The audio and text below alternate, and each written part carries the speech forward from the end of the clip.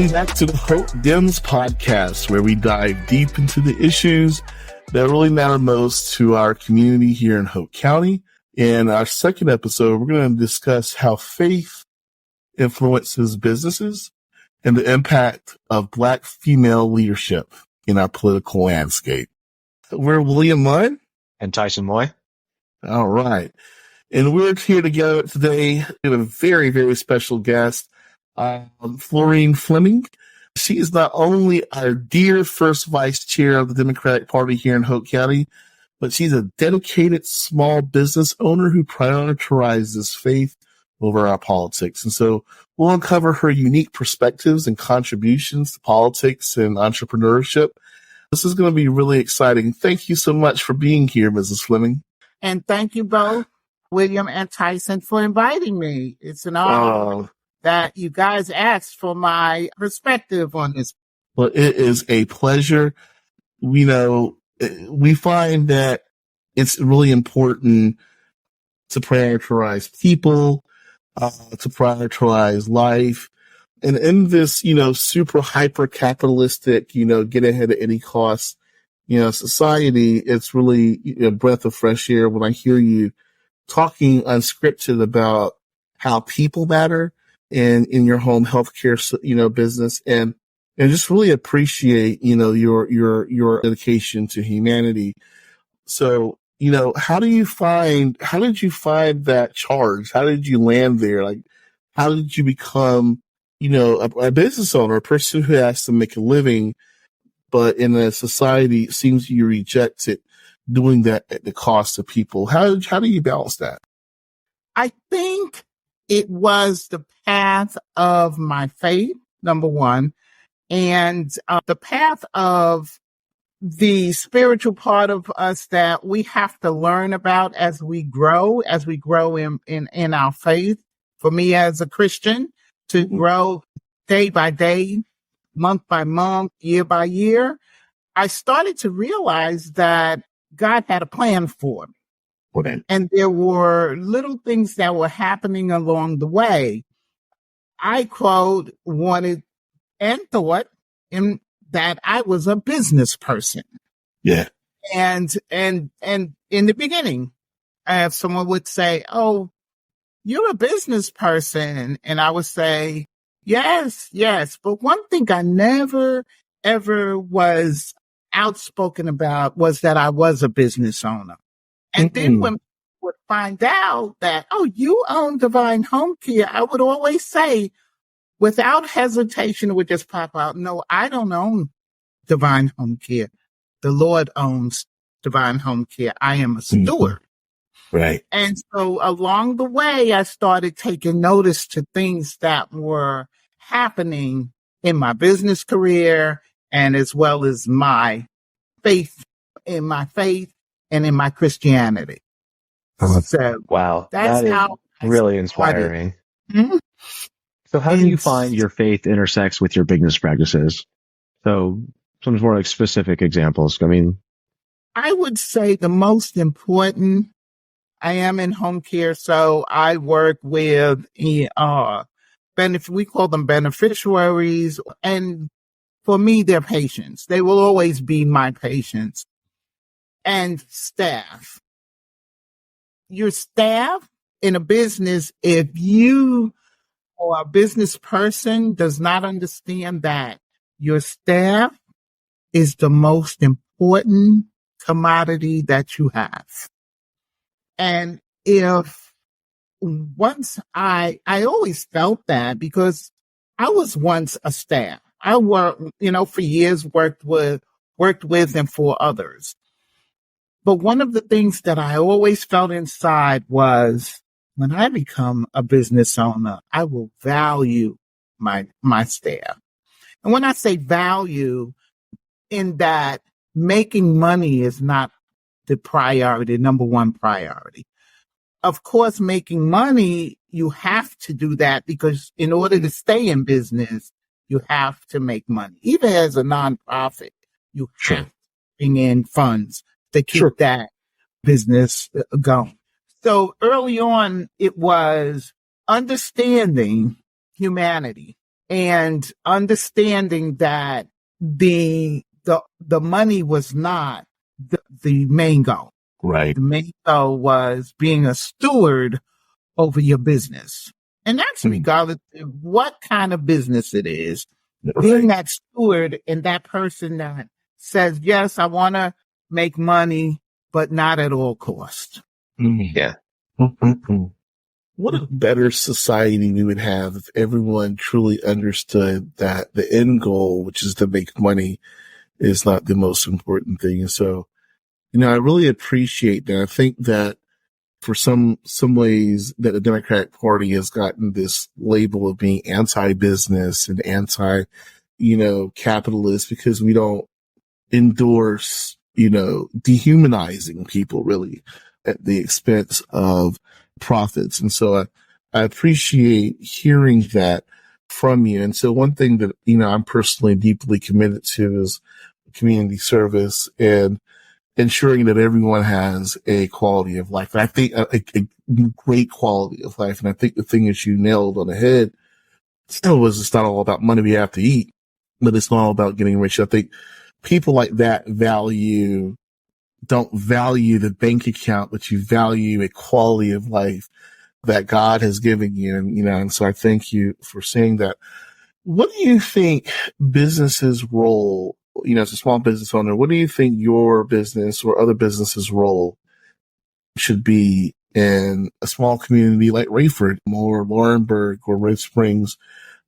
Talk to me a little bit about that. I think that the main priority of a business or a business owner is to uplift the community. And when I say uplift, I mean them financially, because we work for the financial gain.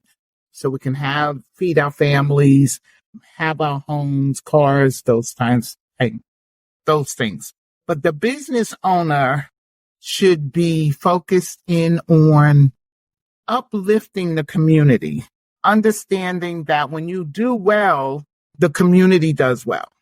Absolutely. In that perspective, saying, if I profit, then that means I can grow, which means I can hire more people, which in turn would then have them uplift their families. Mm-hmm. That is one of the things that not only in my business of taking care of sick individuals, disabled individuals, but the fact that I can look at staff who have been with me, and I will stop in my average staff. I have some staff that have been with me 15 years. Oh my goodness. 15 years in this small town of Rayford. And they could have gone on to other agencies. Sure. But they didn't, because we believe in community. We believe in uplifting. And I think business owners need to do that, to look at the community and not only just say, oh, I'm making this amount of money and I want this and I want that and I want this, but look at it and say, how can I enhance the lives of other individuals? That is such a beautiful sentiment. I mean, it blows my mind that more business owners don't think that way, because you're thinking about the long game. You're not worried about quarterly profits next quarter. It's how does my business last for 15, 20 years, and how does it improve the community the whole time? And that is incredible. And I have the same worries and the same things that you have to worry about: taxes, insurances, workers' comp, liability, all of it. It's not just the taxes, but it's all of the other things that come along with it. But as a good steward, you understand that it's a tier. What comes? And the Bible says you pay your taxes. You pay your taxes, you will then prosper. So you pay your taxes, you pay your employees, then you pay yourself. Premise from day one, because no one walks into a business and becomes profitable right away. Right. Right. So Right. that's how I always looked at it. Pay your taxes, pay your employees, pay yourself. And then God will honor you because you're not being selfish about what you do. Mm-hmm. That's right. Words to live by. There's absolutely words to live by. Words to live by. There's a young lady at Hoke High, I'm sure, who is nurturing, caring, good with people, someone like yourself.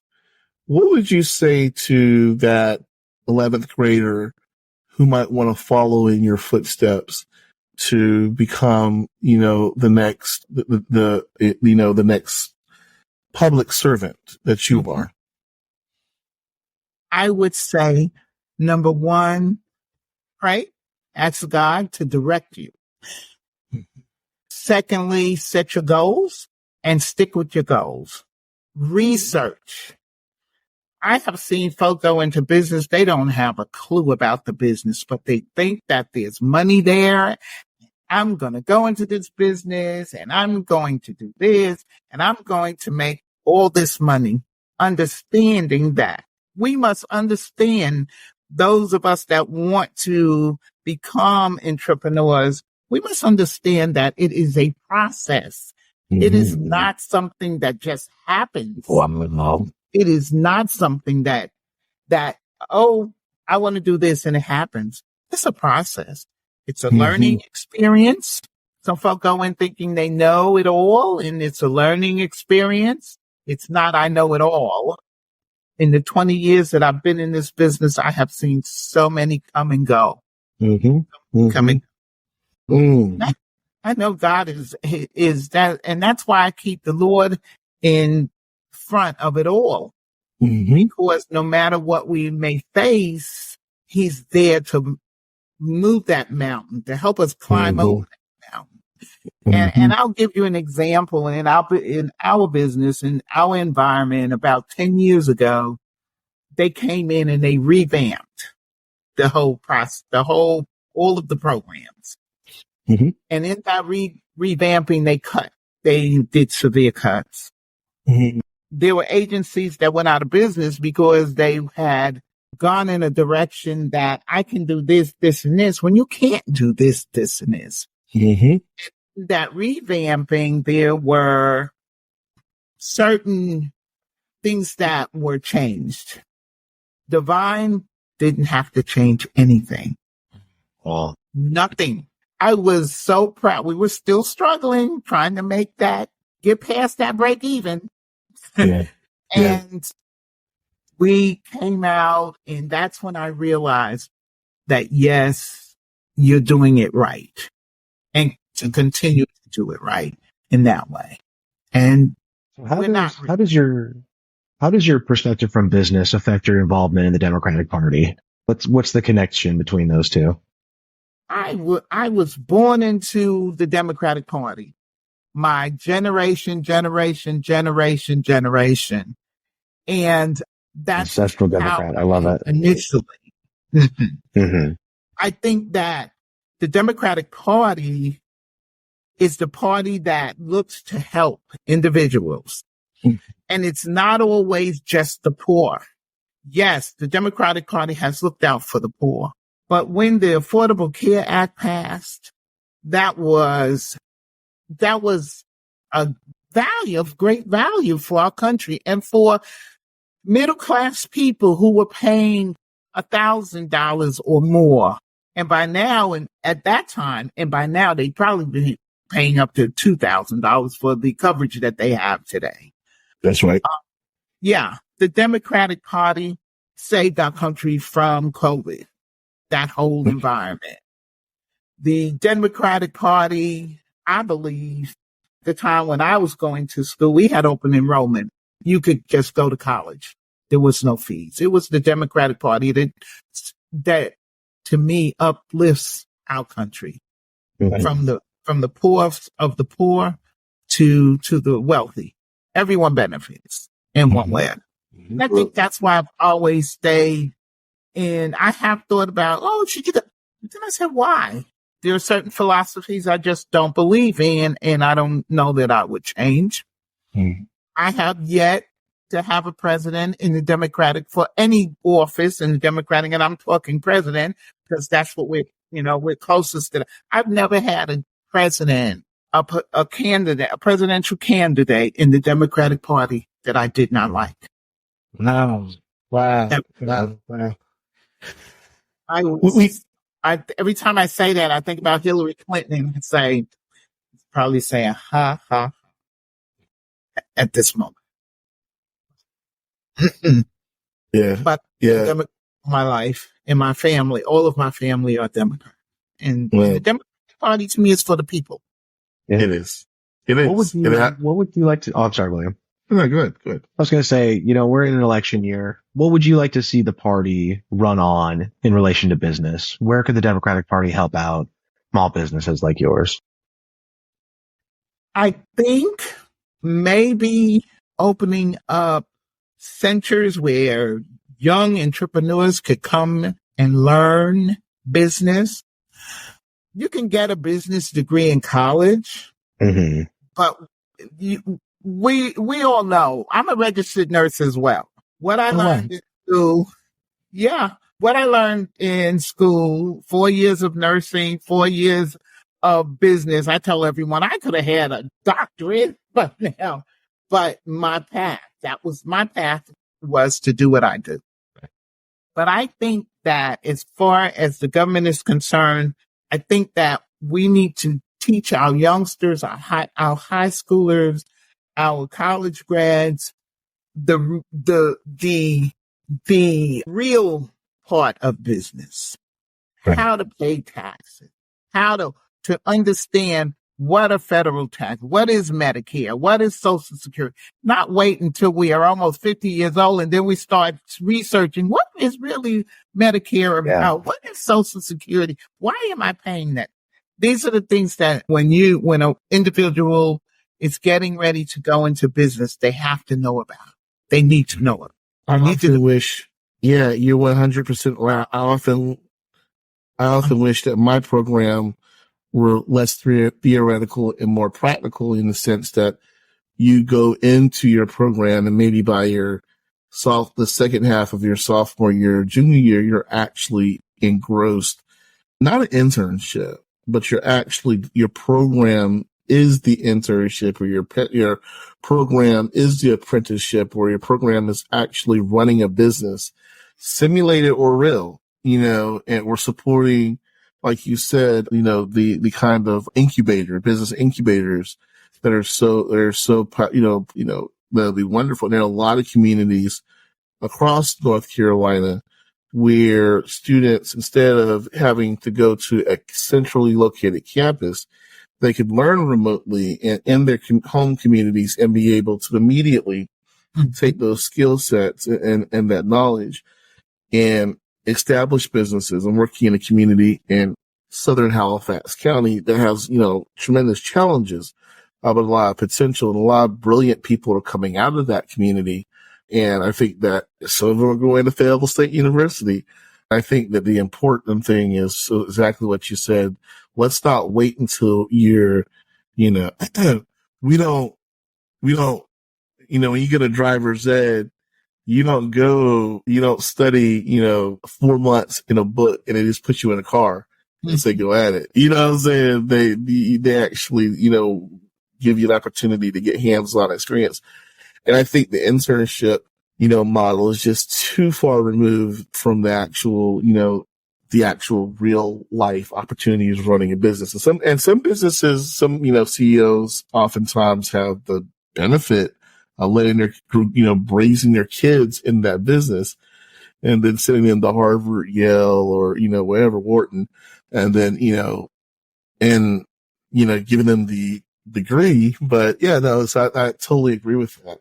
So, we're going to get into, local politics now. We're not going to, all of us are officers in the Hoke County Democratic Party. So I'll go ahead and put this disclaimer out. By us talking about this, we in no way are endorsing a Democratic candidate in this primary season, but boy, isn't it an exciting season to see those signs sprouting up and, early vote has started. How are you all feeling now that, that things are rolling and we're moving along? we're going to go into sort of like conversational mode now. How y'all feeling about it? Excited. I think that the number of candidates and that shows that there are people that are really interested Sure. in their government. That's Yeah. I'm thinking. I had a good opportunity last weekend. I will be the friend talking about their last vacation for the next 8 years. But the Young Democrats of North Carolina convention last weekend, we had a good number of the candidates in the primary come up and talk to us. And, I won't name names, but when I heard from both attorney general candidates, I thought, oh no, who am I going to vote for? I was only familiar with the one with a little bit bigger social media presence, but I heard from the other candidate and thought, oh my goodness, I might need to reconsider or at least do some more research. And it's a good problem to have.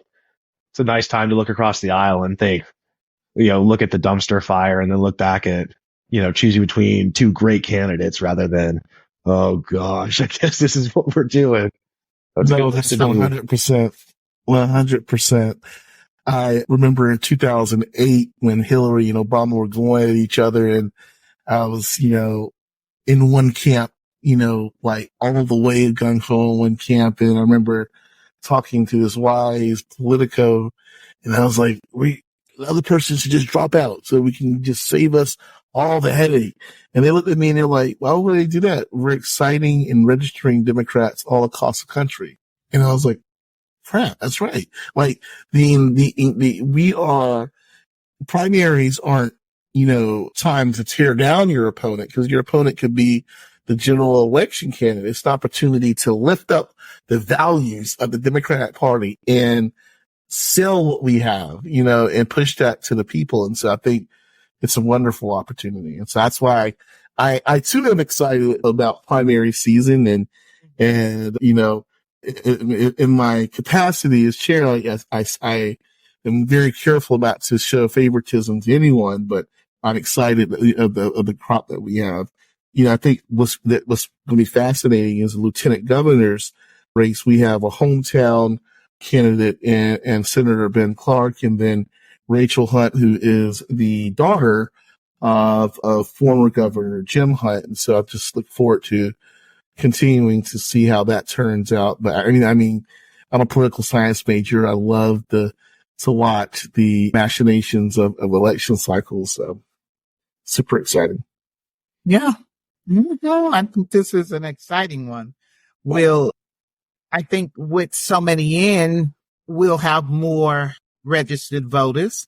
More people will register, and may the best woman or man win. That's right. That's it. That's it. That's it. You draw these voters out to get registered, and instead of 2 people there, where maybe we have 10 additional voters, you have 10, and maybe you'll get 100 additional voters, 1,000 That's right. voters. And then when we have our general election, hey, we'll come out in droves. That's right. That's what it's about. So it's going to be turnout. The other side's going to turn out, but it's really important for us to turn our people out. Had an interesting, early, I posted on social media today, and the Elephant Party has had quite the tough week. And so we had a special election in New York. So they were filling the seat of George Santos, the serial liar, so the amusement park owner and billionaire, George Santos, the carnival barker, astronaut. He actually owned, I heard y'all, he actually owned the first colony on Mars. But I digress. So at any rate, the Democratic candidate, in a sense, they were calling for a close race. The Democratic candidate ran away with it. And some of the journalists there were saying that essentially the Republicans' inability to govern, and the example of, crying about the border, producing a border bill, and then they walking away from it. A lot of that sort of shifted the voters and changed some of those on the fence to go ahead and go and support the Democrats. So I just wonder, Do you all think that, I mean, I think it's a fantastic victory for Democrats and a great, it's a, bellwether in a sense. I think it bodes well for us. Do you all think the border will still, let me ask you this question. This might be a little controversial. Is the border really that much of an issue? Or is it something that the Republicans have used? Because let's be quite frank, a lot of the Republicans are fearful of a changing America. And so it feels like to me as a person of color that the border is a dog whistle for, the acceleration of a changing and diverse America. And so they use this language as if it is the most terrifying problem that we have. And no one's saying that I'll never say that we shouldn't address it, but it does seem, from my perspective to be a bit inflated as a number one policy issue. As a matter of fact, it was a number one policy issue in the New York race. And I find that to be fascinating for states so far from the actual border that was their number one, policy, determining issue. How do you all feel about that? Let me just stop talking. I believe it's starting to backfire. Mm. I believe, we're all immigrants. Sure. I think that people are starting to get tired of hearing, let's call it what it is. It's prejudice. Right. It's right. Mm-hmm. It's all of those things when I believe that there should be kind of border control. Sure. Definitely. But absolutely. Name calling and calling folks aliens and those types of things, that type of language is starting to backfire, and it will. And I think that our party stays away from that. And I am so happy that we, as Michelle Obama says, we go high, they go low, we go high, high, high, because we just have to understand that we're all human. That's right. And that we're all the same. I think, not being cliche, we all bleed the same color. That's right. We all have two eyes, one nose. Our brains are the same in terms of intellect across the board. There is no superior any race or anything. Right. Why can't we just get a bill together? Right. Something that is fair and equitable to immigrants as well as for our citizens in this country. But I think that's what the rhetoric about the border. And it's all the border of Mexico, but as far as I see, the border runs all the way through Texas and Florida, and it's all, we need to figure out, our politicians need to figure out a way to help folk that want to come to this country and doing the right thing, rather than using it as a political pawn, because that's exactly what they're doing. It's playing to people's emotions and take over your jobs. Most Americans don't want the jobs that they do. Travel. If you travel, you'll see. You'll know exactly what it's all about. But we are a country of all races. And I think that this border is just starting to become annoying. Do the right thing. Get the right laws in place. I mean, these are supposed to be intelligent folk. These politicians are, how does it take, what are we going, 10 years now? On the same subject, the same rhetoric, the same yes, then no, then maybe so. I don't know. I'm to the point where I just want to cut it off. Just turn it off. I turn it off when they start talking about immigration. You're going to do what you want to do. That's a political ball that they're playing with. They throw it when they throw that ball. Can I get a strike? Or will I get a hit? I don't know. Tyson, you were about to say something? Oh, I was going to say, I think that's what the tragedy of the failure of the recent border bill is. There were some attacks on the bill from the left because there are pieces of it that are very sort of to the right and a little harsher than I think we would naturally lean towards. But when I see the videos, when I lived in El Paso, Texas for 5 years, a border, one of the main border towns, when a woman is carrying her children across the Rio Grande, that is an unbelievable human tragedy. Mm-hmm. It is horrible that that's the way the system functioned. And so funneling people to ports of entry, processing them, getting them work visas, doing the things you would do with a refugee, someone looking for asylum or anything like that. Like, I think that makes sense. Like a system that has people wandering through the desert, having cartels help them. I mean, all of those things, it's every part of that is an unspeakable tragedy. And it's sad because I think the bill would have helped. It would have helped the processing time. It would have helped add some humanity to it.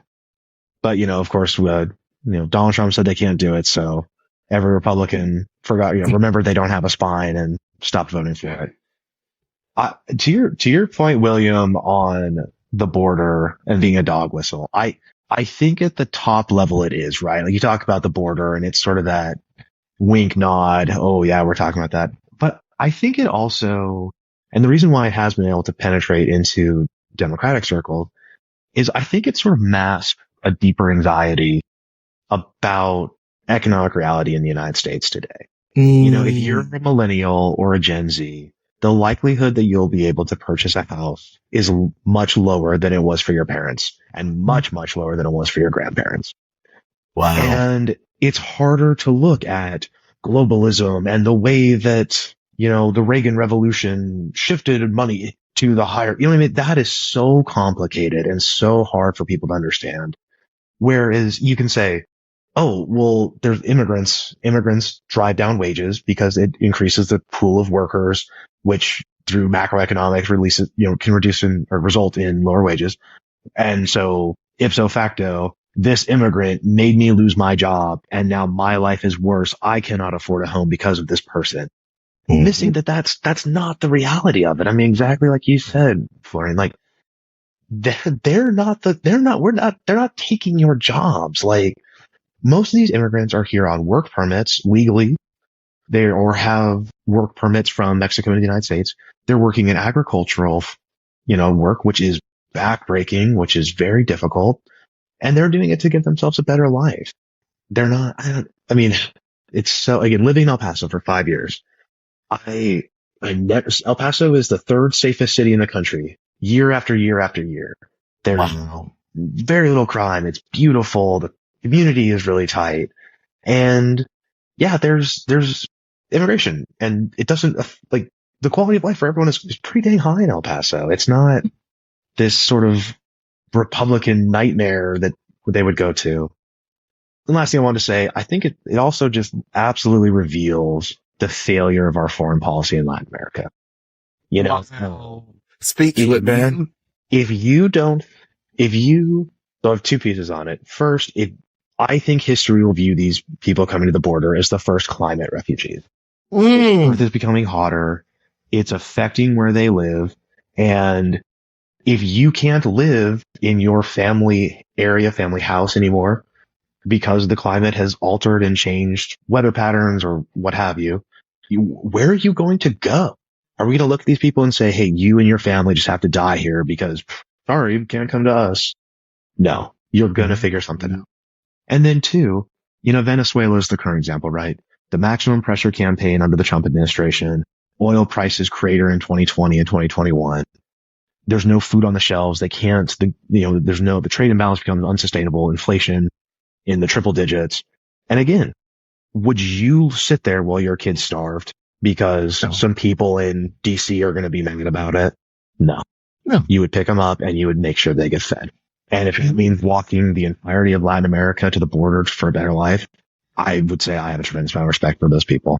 And to dehumanize them and to treat them like that is just, again, every time it's a human tragedy.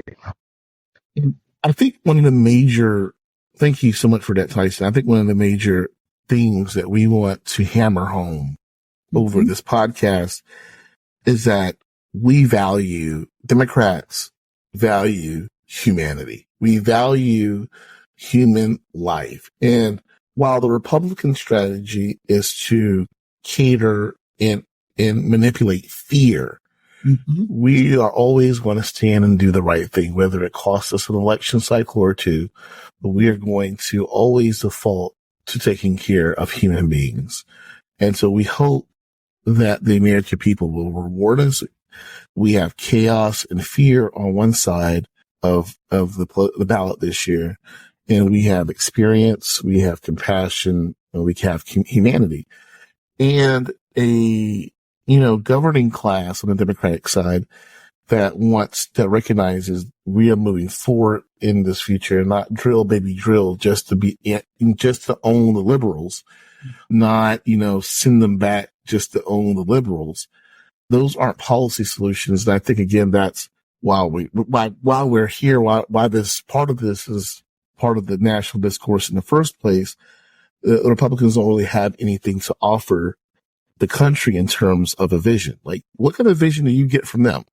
I don't see anything worth, they're not promising a new green economy. They're not talking about, making folks' lives better, learning new trades. It's all about hurting people.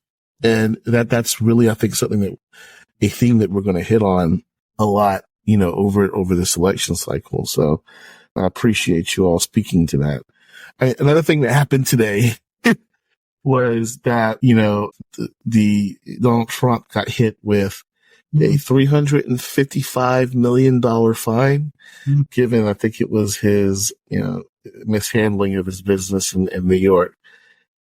Lots to think about there. I read a couple of pieces, analysis pieces about how dangerous, a person would be if they had access to sensitive material, and how they may be willing, in an effort to raise this money. I think we all have questions about really how rich Donald Trump was, considering part of the order and part of the judge's, ruling was that he misrepresented how rich he was in the first place to get loans that he should have gotten.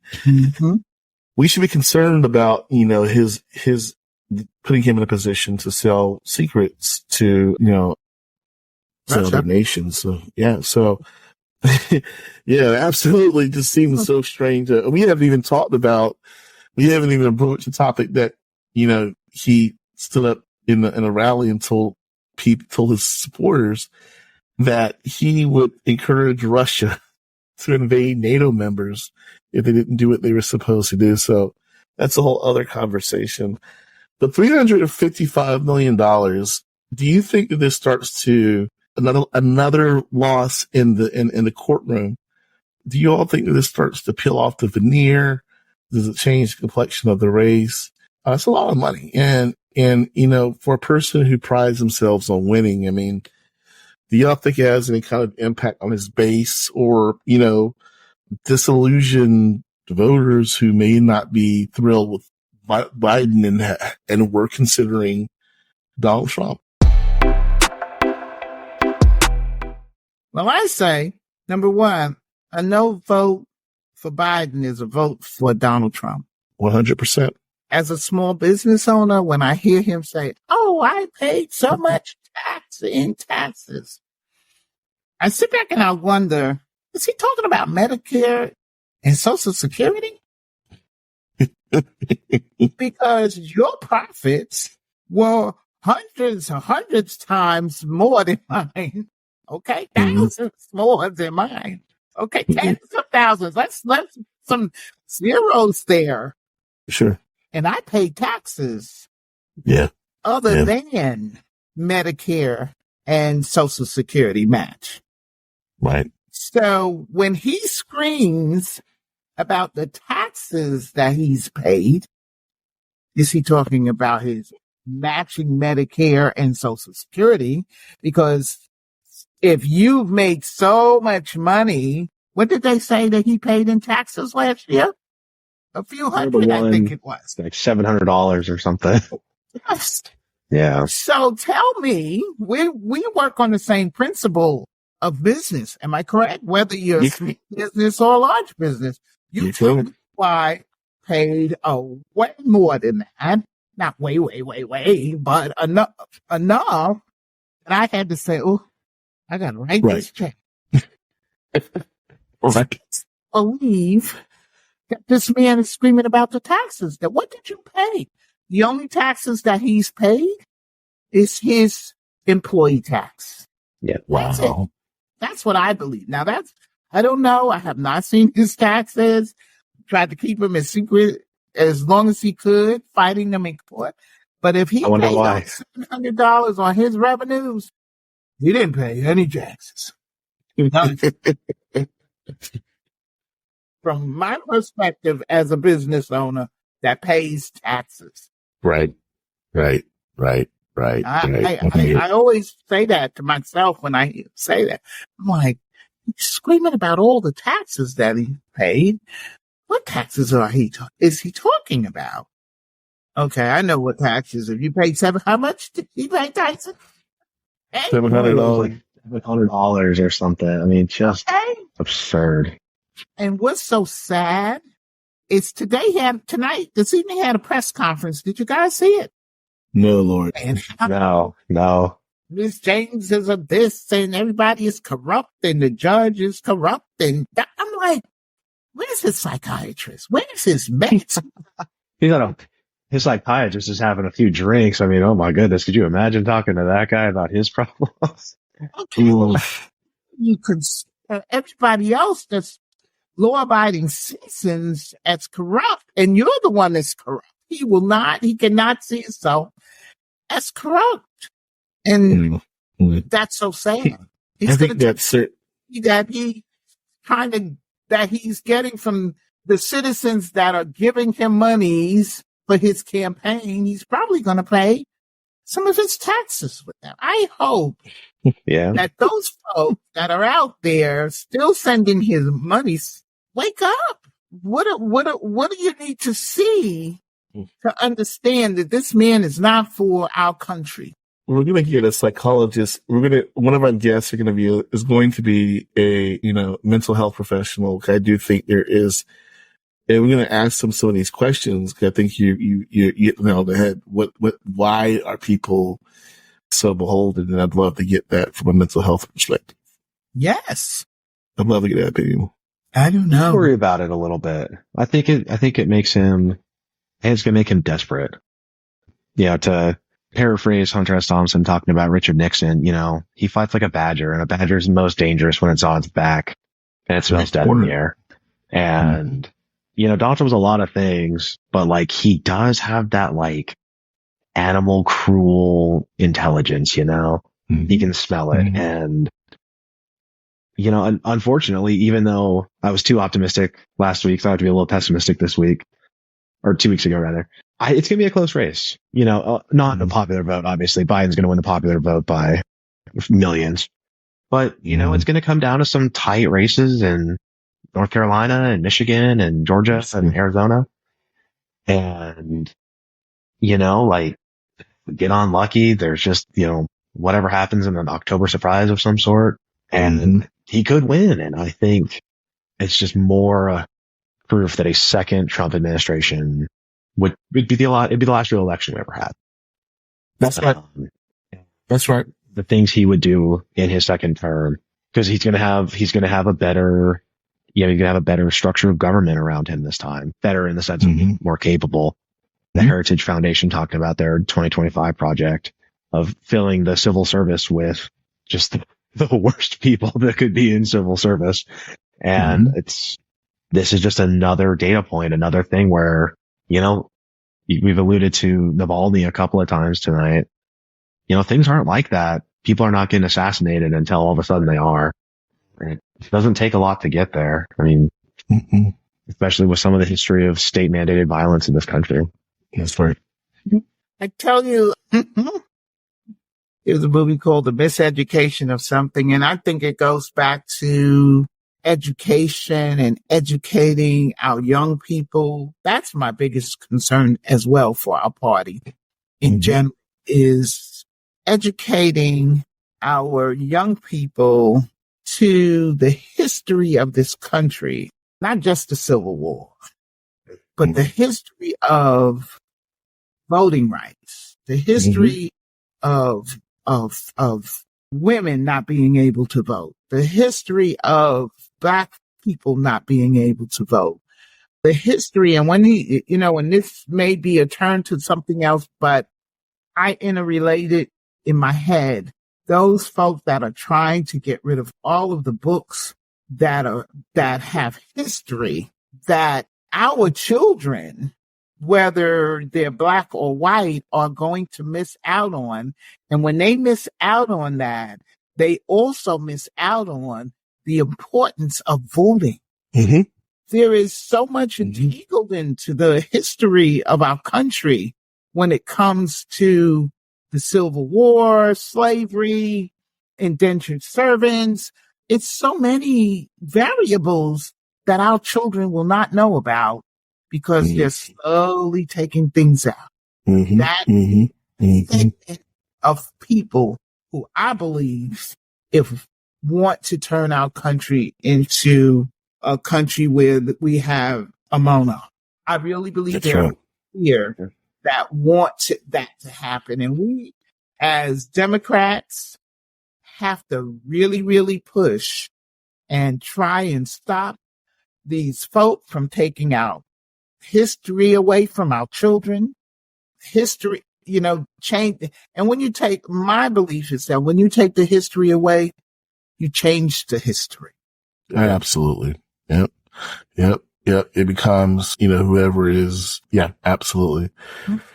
It's going to be a close election. I do think, I'm going to take the optimistic tack this time. And I do think that there are going to be many weeks of unforced errors, and we're going to, it'll be very interesting. It'll be interesting, much too close to, for us to be comfortable at any point. But, this is where we are. Well, I have a question for you too. Oh, go ahead. Biden's going to win by a landslide. I really. There we go. There we go. My faith coming out, okay? That my spirit keeps saying he's going to win. And people are going to wake up when they see, looking at Trump, and I believe there are good Republicans. Yes. There are people who are Republican that they may not have the same politics as we have, but they do have morals. And we can't take that away from a person because they're Republican. No. But I think that there are a lot of Republicans that are tired of him. That's why. That's 100%. I respect Christie. Was Christie? Yeah. Yes. Speaks up. Yeah. That's right. 100%. If there are some folk, they try to push them down on, maybe they'll stay quiet. They're the ones that's going to go in the booth and change their vote. Hopefully. Hopefully. That's what we have to pray about that. That's right. Scripture that says Philippians 4:13 says that all things are possible. Mm-hmm. Right? For those who love the Lord. All things are possible. All things are possible. Yeah. Faith and belief gets us to where we need to be. And, that's right. And I know, even as a businesswoman, if I didn't have the faith and the belief that God was going to be there for us, and when I say us, I mean anyone and everyone that was ever involved in Divine Home Care. And I don't know if I was supposed to say that, but it just came out. No, please go. But I just believe that in my faith says Joe Biden has this. And they could say he's old. They could say he's this. But he have people. It's not only Joe Biden. No.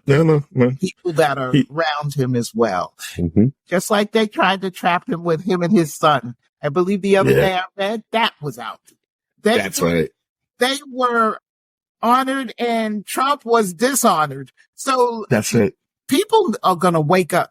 And if they don't, then we have to say, shame on you. Shame on them. That's right.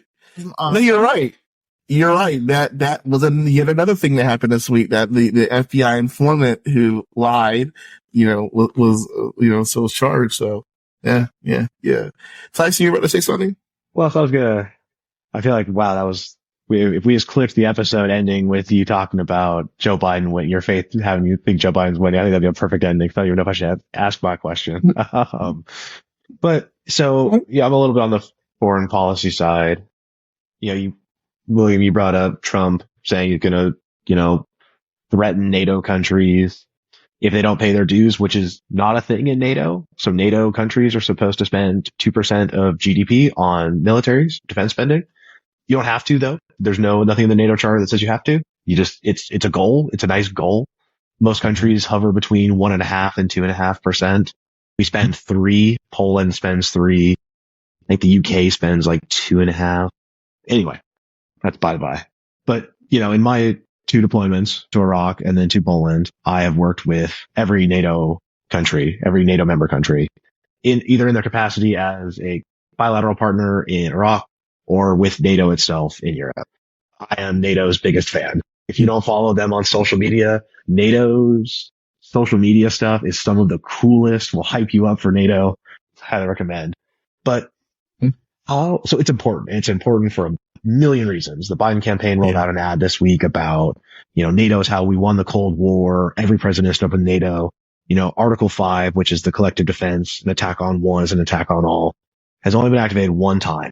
And it was 9/11 when the United States was attacked. And every single NATO country answered that call. Every single NATO country sent troops to Afghanistan. Every single country sent first responders, firefighters, help to the United States after 9/11. Yes. That's incredible. For us to even be discussing leaving is just, it's disgusting. Like, that's something like, I'm like getting mad thinking about it. But I'm a nerd and I have a personal connection with NATO. How do you think we communicate the importance of NATO to someone in Hoke County? Tyson, I'm going to go out on a limb and say that there are a lot of folk in Hoke County who are just like you, sir. And and who serve and who can take that message and educate all of us. I didn't know that. I didn't know that about 9/11. I didn't know. And I didn't know that, they answered the call. They went to Afghanistan. That this treaty has in effect defended democracy, in the free world. I didn't know that. And I think sharing it as you have will open up a lot of eyes and also illuminate just how dangerous and compromised, Donald Trump is. Yeah, man. Tyson, shout out to you for that perspective and, just sort of centering us. I think you're right. We have to, look at this election through clear eyes, but I think as we have a lot of opportunities, coming our way and unforced errors. We just sort of wrapping things up. I was just thanking Tyson for that perspective. Did you have sort of a response to his question? No, it was very informative for me. I appreciate that. Oh, thank you. Yeah. I mean, I'm just learning. We're just learning here. And I think that speaking out in this podcast is going to go out. I'm going to post this episode, the link to this episode to all of our friends on Hoke County. I hope you do too, Mrs. Fleming, and you as well, Tyson. Absolutely. And so we want to do that so that people can hear exactly what you just said. I think that's really helpful. But we want to thank you, Mrs. Fleming, for your faith and your hard work in this community for all these years, employing people, putting food on their table, helping putting food on their tables, helping give them, obviously your work in home health care gives people a longer and better quality of life in their homes, and the people that you employ, obviously, can depend on you as a leader to find employment, so we thank you for your service. We thank you for your service as First Vice. Tomorrow we're going to have a great time at the Hoke County Library, working with our precincts, getting them ready for this long call, because Hoke County is going to look great this year for the Democratic Party. We're going to turn it out for sure. I'll leave it to you two, for any final words before we wrap it up. I wanted to thank you. That was amazing. And thank you so much for your time. Also, just wanted a quick shout out. We are a couple of events coming up. So the county party meeting will be Tuesday via Zoom, 7 p.m. normal time. Hear about our exciting finances and other business from William. And then on the 23rd of March, we are currently in the beginnings of planning a free throw tournament at the high school. Some great prizes will be involved in that. It'll be a great time for everyone. For more information on that, you can go to mess up the website. William, help me out. Call it a lifeline. HokeDems.com/store. You can go to our store, take a look at that. And again, that's HokeDems, HokeDems.com/store. And you can check out the free throw tournament, as well as some nice cool shirts that we're going to demo on our next episode. Yeah, absolutely. And I want to thank you for inviting me. Just thank you so much. I'm very appreciative of this show. This is a beautiful community. You make it beautiful, and we thank you for taking your time. And we're going to showcase it. We're going to talk. We're going to bring all this beauty to the community and make folk proud that Hoke County hears. We're doing our thing. So until the next time, thank you all for joining the Hoke Dems podcast, and we'll see you on the next side. Take care. Thank you, Chair. See y'all. Good night. Absolutely. Good night.